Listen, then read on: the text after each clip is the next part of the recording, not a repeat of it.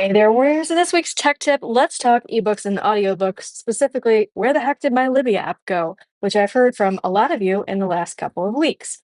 So, a lot of you use Libby and you've noticed it's gone. Where did it go? Well, there's something called Senate Bill 29 that was passed and went into effect late last year. And it requires that any tech company that we contract with has to sign off on a student data privacy agreement. Now, Overdrive is the parent company of Libby, and they declined to sign off on that student data privacy agreement for the Libby app.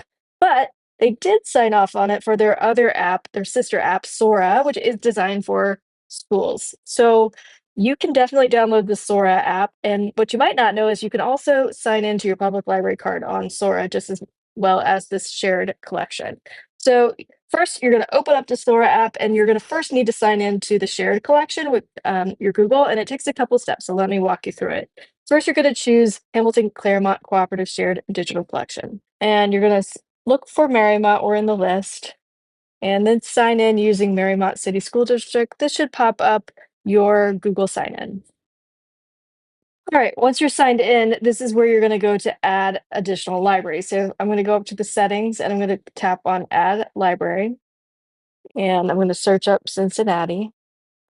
And don't do the public schools. You can pick any of the Cincinnati branches that come up. Anderson will probably be the first one. It doesn't matter. And that is going to pull up a selection of books from the public library.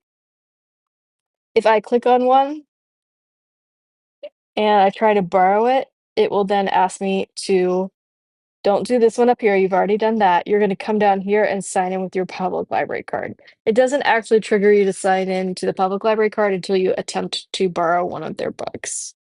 So your card number is the long number on the back of your card, and then the PIN is usually a 4-digit number unless you changed it to something else. One other thing to keep in mind for search, if you're getting too many books that you think are for little kids, then you can go into this thing called filters. And when you click on it, you can filter by what type of book you like, if you just want an audiobook versus an ebook. But down here under audience, if you change it to young adult, you're going to get books more age appropriate for you. As always, if you have any questions about this week's tech tip or ideas for future tech tips, don't hesitate to reach out to Ms. Colby.